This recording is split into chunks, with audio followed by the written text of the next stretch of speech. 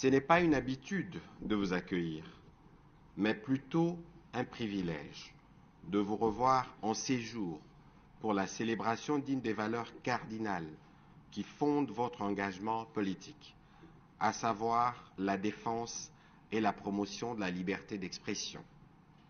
Je ne vends pas une confidence ici, mais peu avant les débuts de cette cérémonie, de mes échanges avec l'ambassadrice américaine, elle m'a dit de sa forte carrière diplomatique, elle n'a pas vu un président de la République s'est mobilisé pour assister à la célébration de la journée de la liberté de la presse.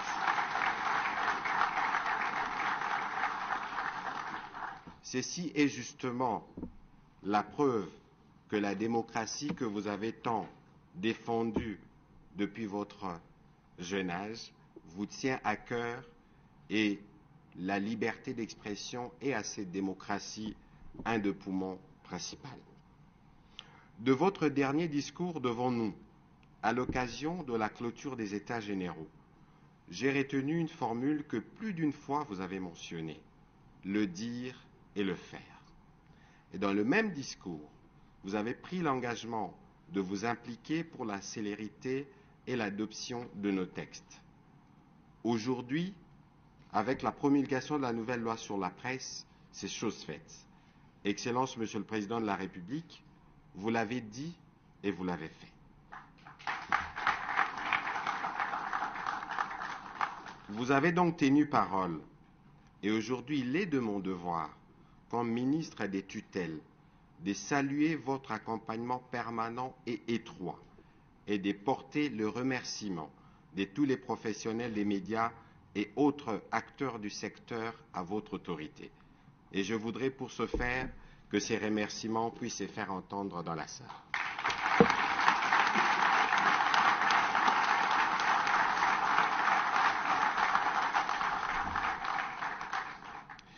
Vous pouvez considérer qu'avec l'entrée en vigueur de cette loi, vous n'avez pas seulement bétonné, comme l'aiment le dire les Quinois, mais vous avez posé une fondation solide sur laquelle s'est construit désormais les nouveaux écosystèmes médiatiques de notre pays. La célébration de cette journée constitue aussi un moment de retrouvailles de ceux qui, depuis la tenue des États généraux de la communication et des médias, travaillent dans un élan d'unité pour la mise en œuvre de chacune de nos recommandations. Je voudrais particulièrement saluer leur engagement pour le dévouement et le travail en faveur du retour à la norme de notre beau métier.